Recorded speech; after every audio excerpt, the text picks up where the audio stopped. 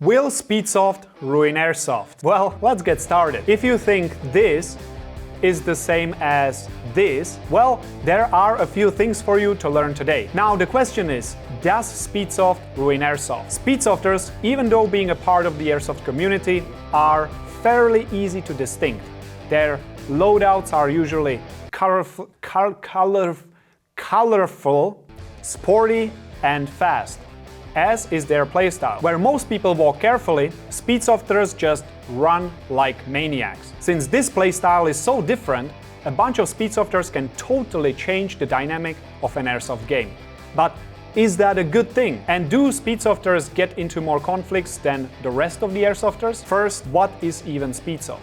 Depending on the context, it could be two things: a playstyle within Airsoft and a standalone game type. If you say that somebody is playing Speedsoft style, it means that he rushes hard, is dressed for speed, etc. Essentially, what was already mentioned. Some people will be even playing that way in a regular games for all Airsofters. If, however, we mean Speedsoft as a game, we mean a specific type of game mode with sports-like rules. This includes a strict time limit in minutes for each of the rounds, a set of number of players such as 5v5, or a point-scoring system based on the player's hits, flags captured, or hits not called. Speedsoft games have formalized rules and fields resembling a standard sport like ice hockey or tennis. As for the gear, Speedsofters look a little bit similar to paintballers. They use shorter weapons such as the Novritsch SSP5, as they are easier to handle in tight spaces, given that Airsoft doesn't have serious recoil. They also often use full-face masks like the Dye i5, which are easy to take on and off quickly, just like a sports mask. And instead of camouflage, Speedsoft teams opt for dresses with their team colors, emblems, and other insignia. For those who still don't understand what this is all about, Speedsoft is in a nutshell, a faster and more sporty version of Airsoft, or a sub-community, if you will. With speed being a priority, the pace of Speedsoft can be crushing for most Airsofters during public games. And as you can imagine, when someone does something different, conflict can occur. And Speedsoft versus Airsoft is no different. Honestly, it's a bit like two different worlds. Let me show you a full round of a Speedsoft game. I really want to see a South African hang. They can do it. I know that they can. A little bit of an overslide by Ace. Or underslide. Maybe he was planning to go to the hashtag, but just, miscalculated his steps. Ooh. Switzerland trying to make it to the hashtag. Made it there, jumping over the Snake 4.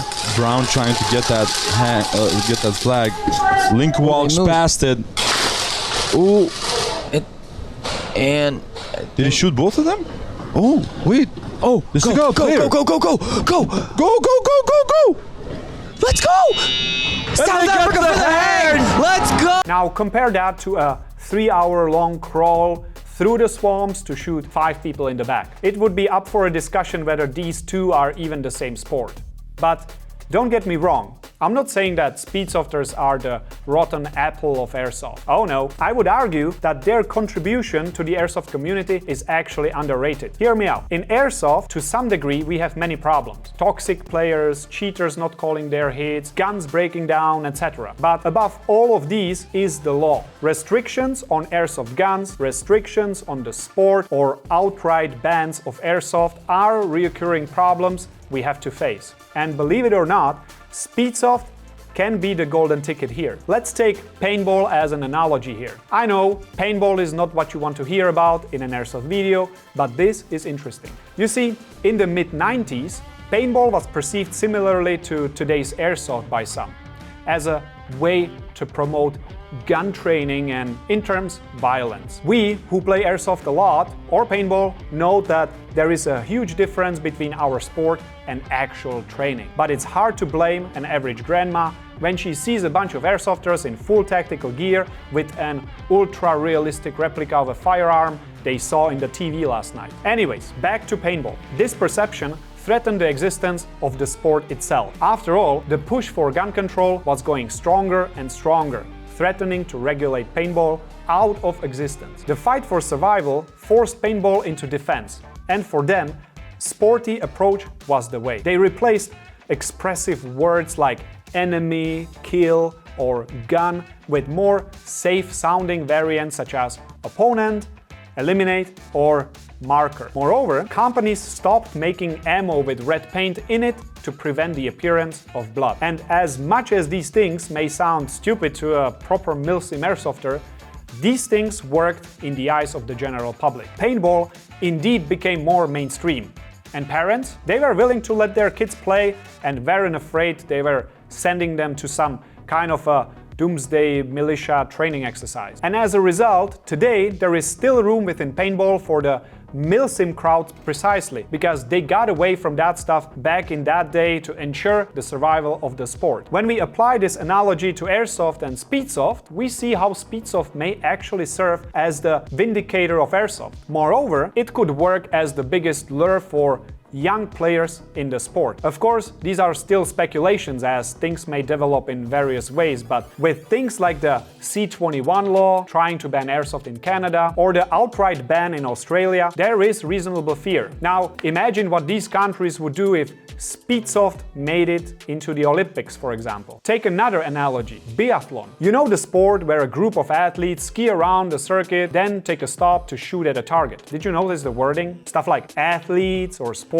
Sounds normal, right? And since biathlon is generally perceived as a sport, I bet you wouldn't probably describe it in any other way. All that despite the fact that they are using a real firearm chambered in .22 LR. Imagine the perception of the sport if biathlonists were wearing camo only and changed their rifles to look like hunting rifles. Not too sporty anymore, not too safe. And just to drive the point home, let me read a bit of Wikipedia. In modern times, the activity that developed into this sport was an exercise for Norwegians as alternative training for the military. Who would have thought? An Olympic sport.